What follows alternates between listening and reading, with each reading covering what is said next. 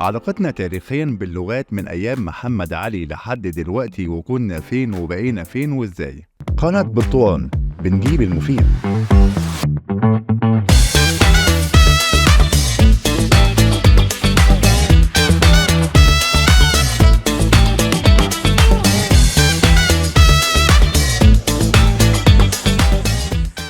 استلم محمد علي الحكم وكانت البلد على الحضيض، لدرجة إن تعداد السكان وصل ل 2.5 مليون، رغم إن مصر في أسوأ أحوالها كانت بتوصل ل 5 مليون بسبب الفقر والأمراض. فكرة وجود دولة ليها ميزانية عمومية بتوجهها لمنافع الدولة والأفراد كانت فكرة غريبة على البلد. الدنيا كانت بايظة، كانت تكية وأبعدية، وزي ما اتعلمنا زمان في سنة 5 إن محمد علي هو المؤسس النهضة المصرية الحديثة، بس علشان يأسس النهضة دي كان لازم يبدأ بالتعليم علشان يكون في بلد أساسا. مش عاوز بس الكلام يتفهم غلط، مصر دولة من 7000 سنة بحكومة ونظام، بس بيعدي عليها كام قرن هنا وهناك بتكون فيهم شبه دولة لحد ما ترجع دولة تاني. محمد علي أول حاجة عملها علشان ينهض بالبلد هي التعليم، فجاب أجانب إيطاليين واستبدلهم بعدها بفرنسويين علشان يدرسوا للطلبة، بس الطلبة ما كانوش بيعرفوا لغات، فجاب مع المدرسين مترجمين. كان بيوقف المدرس الأجنبي وجنبه المترجم، ولو أي طالب حابب بيسأل المترجم، والمترجم بيسأل المدرس، وهكذا. بنقضي اليوم كله في سؤالين. فعلشان يسرعوا البروسيس دي قرروا يدرسوا اللغات الأجنبية في المدارس، وخصوصا الفرنسية اللي كان ليها قسم خاص في كلية الطب. والطلب اللي كانوا بيروحوا بعثات بعد كده أرغموهم إنهم يترجموا الكتب للغة العربية علشان يعملوا بلقمتهم يعني. بس طبعا ده كان بيعطلهم عن المذاكرة، وكمان الترجمة كانت ركيكة. في الأول والآخر دول لسه طلبة وبيتعلموا، ومش أي حد بيتكلم لغة معينة يقدر يترجمها. أنت نفسك عزيزي المشاهد ما تعرفش حاجات كتير في النحو والصرف مثلا، وكلمات كتير بتحسها غريبة في الفصحى رغم إنها اللغة اللي بتتكلمها. فأسس رفاعة الطهطاوي كلية الألسن جمع لسان، ولف البلد بتكليف محمد علي علشان يختار الطلبة ليها من الوجه البحري والقبلي علشان يبقوا مترجمين. والكلية في البداية كانت بتدرس هندسة وجبر وجغرافيا علشان يقدروا يترجموا المجالات العلمية دي، وبقى في حركة ترجمة واسعة وقتها لأن الدولة كانت بتحاول تلحق العالم. لما مات محمد علي الله يرحمه جه بعده كم حاكم جابوا دور في التعليم، لحد ما جه الخديوي إسماعيل واللي عمل أكبر ثورة تعليمية في تاريخ مصر، فرجع المدارس ورجع حركة الترجمة بقوة ورجع تدريس اللغات. وكانت الكليات بتدرس إنجليزي وفرنساوي وألماني، حتى مدرسة الصنايع.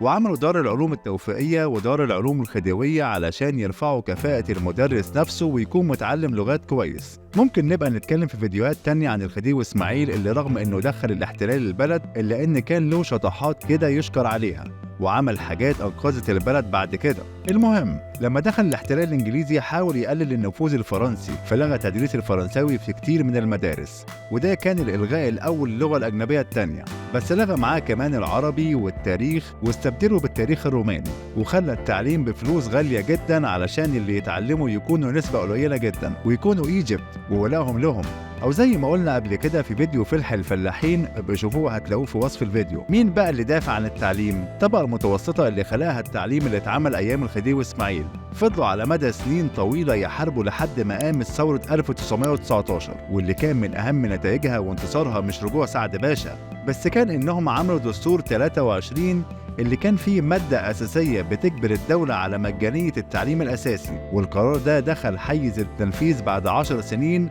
سنة 1933. بس كان في عجز جامد في المدارس بالذات في الأقاليم والأرياف طبعا، برضو زي ما قلنا في فيديو الفلاحين، لحد ما جت دولة يوليو بقى هي كده مستلمة البلد فيها تعليم ممتاز، فكان مشروعها هو أتاحته للجميع. وصرفوا من سنة 1952 لسنة 1965 على بنى المدارس 3 أضعاف اللي اتصرف في ال70 سنة بتوع الاحتلال. ومش حقيقي إن التعليم كان وقع وقتها، أي نعم ما كانش في اهتمام باللغات زي الأول، بس التعليم كان كويس. بلد مستبد بس راعي للعلوم والثقافة، وفضل التعليم محتفظ ببرستيجه كوسيلة للترقي الاجتماعي. فأيا كان ثروتك وفلوسك لو ما عندكش درجة معينة من الثقافة والتعليم لا الناس هتحترمك ولا انت هتحترم نفسك. استمر الوضع كده لحد انفتاح السادات وتغير الطبقات، وكمل الموضوع أيام مبارك لما وسعنا الاستثمار في المدارس الخاصة وقللناه في المدارس الحكومية. فبقى اللي عاوز يتعلم لغات أو تعليم آدمي بيدخل ولاده مدارس خاصة أو أجنبية، معكش ما يلزمكش. والأسوأ إنه تم القضاء على مكانة التعليم عند الناس، ما بقاش وسيلتك للترقي الاجتماعي. أهم حاجة يبقى معاك فلوس، ماليش دعوة تجيبها إزاي.